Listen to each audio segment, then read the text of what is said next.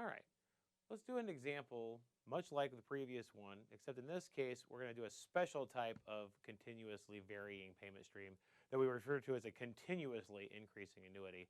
Unlike the increasing annuities that you talked about in Chapter 8, these increasing annuities, instead of having a block for a period of time and then increasing it to another value for the next period of time, this one's continuously increasing at a rate of t generally, and in this case, we've got to have a multiplier in front. Take a second to go ahead and pause and write down the problem, and then we'll give it a chat. All right, so we've got a 10-year annuity making continuous payments. In this case, it pays at an annual rate of 3t. So this multiple of t here is what's giving us that continuously increasing annuity piece. Just wanted to go over an example of this. We also have a formula that we can use in these examples, which we'll talk about in the next video for the next example. For this one, also the annual effective interest rate is 5%. Everything here is measured in years, and we're going to calculate the present value. All right, so since we're doing continuously varying payments, we have to use the continuous multiple factor, if you will, to be able to move money forward and backward. We're given an annual effective interest rate instead, so we're going to use our relationship that e to the force of interest, e to the delta, is equal to 1 plus I, and we get this force of interest delta is 4.8790%.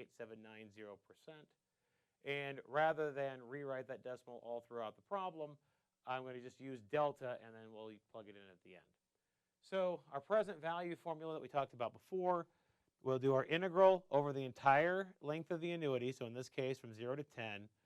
Our payment stream is 3t. Again, just the t part without the 3. The t part is what makes it a continuously increasing annuity. In these cases, we also have a constant force of interest. So in this case, it's just a delta, no s's or t's to worry about there. Integrate that from 0 to t, we just get e to the negative delta t. So we've got this integral that we need to do. It's 3t e to the minus delta t. And this should be a familiar form of being able to integrate for you. We need to use integration by parts on this. So we'll let our u equal 3t, our dv equal the e to the minus delta t dt. And using our integration by parts formula, we get this expression for the present value. And at this point, the second integral is one that is easy to integrate for us. So going through all the simplification here, the first part, we've got the negative 3 over delta te to the minus delta t. We're going to evaluate that from 0 to 10. And we've also got the minus 3 over delta squared, e to the minus delta t. That's the second integral over here that we had.